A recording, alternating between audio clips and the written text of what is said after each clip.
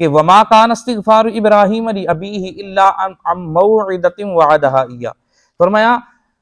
ابراہیم کا اپنے باپ کی مغفرت کی دعا کرنا صرف ایک وعدے کی وجہ سے تھا جو انہوں نے اس سے کر لیا تھا۔ پھر جب ابراہیم علیہ السلام کے لیے واضح ہو گیا کہ وہ اللہ کا دشمن ہے تو اس سے بیزار ہو گئے۔ بے شک ابراہیم بہت آوزاری کرنے والا اور بہت برداشت کرنے والا ہے۔ اس میں بھی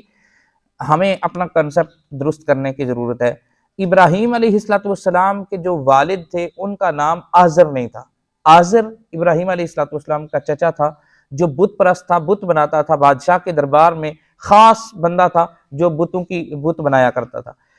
اور آپ کے والد گرامی ان کا نام طارق تھا، جو بچپن میں ہی حضرت ابراہیم علیہ السلام ابھی بچپن میں تھے تو آپ کا والد کا انتقال ہو گیا۔ اس پرورش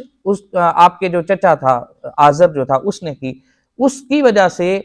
چونکہ یہ والد کے قائم مقام ہو گیا تو لہٰذا قرآن میں وہ جو والد کا ذکر آیا ہے وہ آزر کا نام آتا ہے، اور اسی طرح بعض جگہ پر۔ اب یہاں پہ کچھ ایسے احباب ہیں کہ جو حضرت ابراہیم علیہ السلام کے والد کو آزر ہی کہتے ہیں کہ آزر ہی آپ کے والد تھے، چونکہ قرآن میں اس کا ذکر آیا ہے۔ لیکن یہاں پہ آقا علیہ السلام کی ایک حدیث مبارکہ، آقا علیہ السلام نے بے شمار حدیثیں ہیں لیکن یعنی مفہوم ایک ہی ہے سب کا۔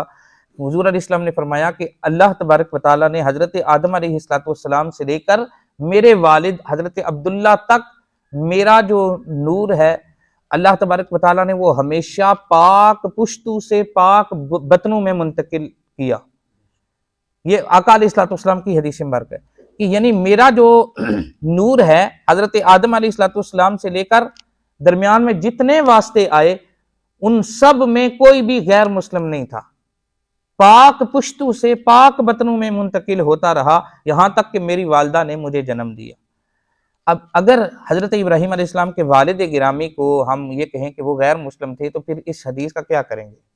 جو آقا علیہ السلام نے کہا کہ میں ہمیشہ پاک پشتو سے پاک بطنوں میں منتقل ہوتا رہا، تو پھر تو یہ حدیث غلط آتی ہے اور آقا علیہ السلام کا کوئی فرمان جو ہے وہ غلط نہیں ہو سکتا۔ تو لہٰذا اصل میں حقیقت یہی ہے کہ وہ آپ کا چچا تھا، آپ کا والد نہیں تھا۔ آزر جو تھا وہ آپ کا چچا تھا۔ جو احباب آزر کو آپ کا والد قرار دیتے ہیں ان کے پیچھے اور بہت سارے حقائق ہیں۔ جو احباب حضرت ابراہیم علیہ السلام کے والد کے ایمان کے اوپر قائل نہیں ہے نا، وہ آقا علیہ السلام کی والدین، والد اور والدہ دونوں کے ایمان کے اوپر قائل نہیں ہیں، اور اصل میں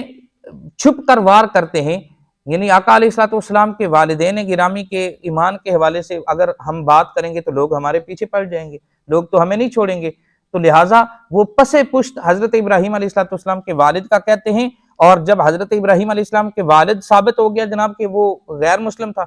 تو لہٰذا پھر حضور علیہ السلام کے والدین گرامی کے حوالے سے بھی وہ اس طرح کی باتیں کرتے ہیں۔ لہٰذا ہمیں اس حوالے سے بھی یہی ہے کہ ہمارا یہی عقیدہ اور یہی ایمان ہونا چاہیے کہ حضرت ابراہیم علیہ السلام کا والد جو تھا وہ آپ کے والد شروع میں انتقال کر گئے تھے، اور آپ کا جو چچا تھا وہ غیر مسلم تھا، آپ کے والد گرامی وہ مسلمان تھے اور موحد تھے، اللہ تبارک و تعالیٰ کے اوپر ایمان لانے والے تھے۔